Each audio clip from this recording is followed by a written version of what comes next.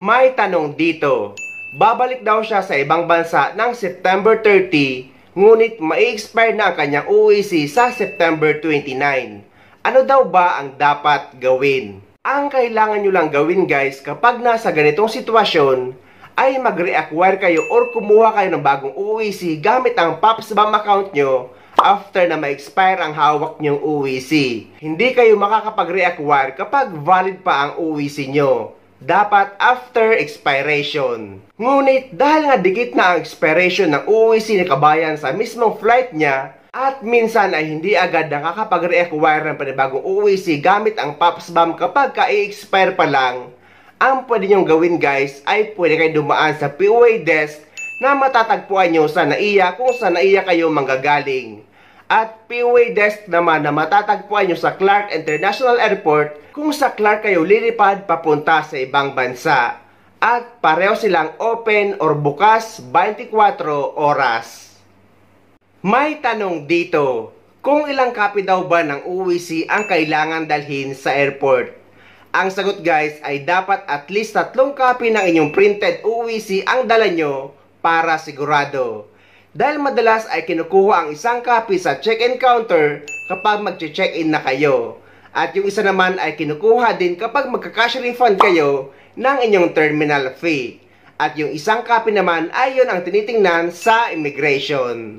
At sa kompletong detalye naman kung paano kumuha ng UEC sa POA at kung paano mag-acquire ng UEC exemption online, eto guys, meron akong video para sa mga hindi pa nakakaalam. Kailangan ba magpa-verify ng mga OFW na first time na uuwi sa Pilipinas na dumaan naman sa DMW, OWA at sa PDUS? Meaning, isa silang documented OFW.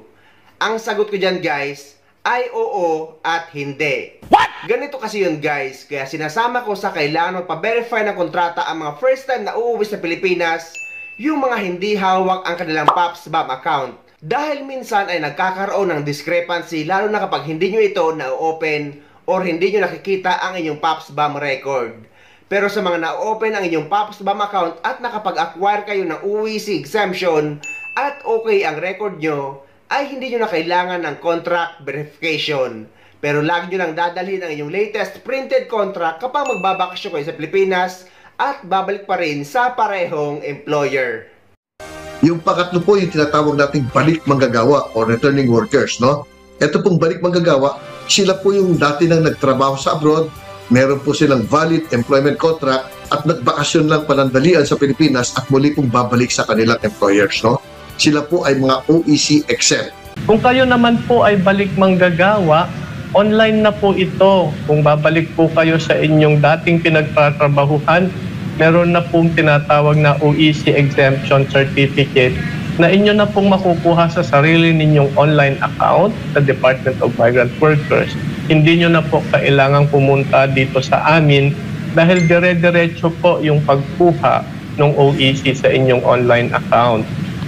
Ngunit inuulit ko na kapag hindi nyo hawak or hindi nyo na-open ang inyong POPSBAM account at hindi kayo sigurado sa POPSBAM record nyo, dahil mostly sa mga baguhan ay agency ang gumagawa. So kung hindi nyo hawak ang inyong POPSBAM account, ay mas maigi na magpa-verify kayo ng inyong kontrata sa Polo Office kung saan bansa kayo nagtatrabaho bago kayo umuwi sa Pilipinas. Para makakuha kayo ng UEC sa POA at para hindi kayo makaproblema kapag pabalik na kayo sa ibang bansa. Bukod sa mga first time na uuwi sa Pilipinas, ay ito pa ang ibang mga OFW na required magpa-verify ng kontrata kapag uuwi sa Pilipinas. Inuulit din natin sa mga OFW na may mga employment changes bago kayo uuwi sa Pilipinas, kagaya ng mga nag-change employer, change job site, change company name kahit pareho pa rin ang owner, change position at yung mga babae na nag-change ng marital status na napalitan ng apelyido sa visa, passport at kontrata. At yung mga galing sa visit visa na naging employment visa. Isama na rin natin ang mga OFW na first time na uuwi sa Pilipinas para magbakasyon. Kailangan nyo pa-verify na kontrata sa Polo Office kung saan bansa kayo nagtatrabaho para makakuha kayo ng updated UEC sa POA sa Pilipinas at para hindi kayo magkaproblema kapag pabalik na kayo. At ang mga requirements sa pagkuha ng OEC sa POA para sa mga OFW na nabanggit ko ay number 1, ang inyong Polo Verified Contract. Number 2, ang inyong valid passport at ang inyong valid working visa. Yan lang naman guys na tatlo ang kailangan nyo dalhin sa pagkuha ng OEC sa POA sa Pilipinas. Hindi na kailangan ng SORNA statement at lalong-lalo na ng insurance. Inalis na ang dalawang yan. Ngunit eto guys ang bago sa PAPSBAM na upon contract verification ay na-update na ang OEC sa inyong PAPSBAM account. So meaning guys, yung date ng pag-verify nyo ng inyong kontrata ay yun na yung magiging date created. Kaya napapansin ng maraming OFW na pag-open daw nila ng kanilang PAPSBAM account ay ready to print na ang kanilang OEC. Yun nga guys, dahil na-update na ang inyong OEC upon contract verification. So huwag kayo mag-alala guys, dahil kung aabutan man ito ng expiration bago pa man ang flight nyo pabalik sa ibang bansa, ay kailangan nyo lang mag-reacquire or kumuha ng bagong OEC gamit ang PAPSBAM account nyo. Basta kapag updated na ay hindi nyo na kailangan pumunta sa POA. Ipaprint nyo na lang. Pero sa mga hindi pa updated ang OEC after makapag-verify ng kontrata, ay saka lang kayo sasadya sa POA dala ang mga requirements na nabanggit ko. Sa mga OFW naman na mga exempted na sa OEC, meaning yung mga OFW na dati na nakauwi sa Pilipinas at dati na nakapag-verify ng kontrata at uuwi muli at babalik sa parehong employer na walang any employment changes. Hindi nyo na guys kailangan ng panibagong Polo Verified Contract dahil nakapag-verify na kayo noon at parehong employer lang naman ang babalikan nyo. Kailangan nyo lang mag-acquire ng OEC exemption online or sa inyong PAPSBAM account. Sa video na ito ay ituturo ko sa inyo kung paano kumuha ng OEC exemption online. Dahil guys, kinuhanan ko ng OEC exemption ang kasamahan ko dito na uuwi para sa kanyang bakasyon ngayong katapusan ng July. Isang buwan lang kasi ang bakasyon na kinuha niya, kaya pwede na siya mag-acquire ng OEC exemption dahil 2 months naman ang validity nito. At ginawan ko din ng video para maipakita at maituro ko sa inyo. At para makapag-acquire na kayo ng inyong OEC exemption ay pupunta kayo sa PAPSBAM website na onlineservices.dmw.gov.ph na ilalagay ko na yung link sa description ng video na ito para hindi na kayo magkamali. And after nyo mapasok yung website ay i-click nyo lang yung let's go. Ilagay nyo na ngayon ang inyong email address at ang inyong password, then click login. Pero guys, kapag ganito ang lumalabas, ay huwag kayong matakot dahil kailangan nyo lang muli ulitin ang inyong pag-login. At inulit ko nga ulit ang pag-login ng email address at ng password ng kasama ko. At nakapag-login na nga ako. At makikita nyo dito na input your pag-ibig ID. I-close nyo lang yan guys kung wala naman kayong pag-ibig dahil pwede naman kayong makapag-proceed kahit walang pag-ibig number. Hindi kagaya dati. Then, eto na guys, kapag nandito na kayo sa inyong dashboard para makapag-acquire na kayo ng inyong OEC exemption, ay i-click nyo yung balik manggagawa na nakalagay sa gilid. At lalabas ito. Mababasa nyo dito, passport data available. Pag-ibig number, not available. Pero i-click nyo lang yung next.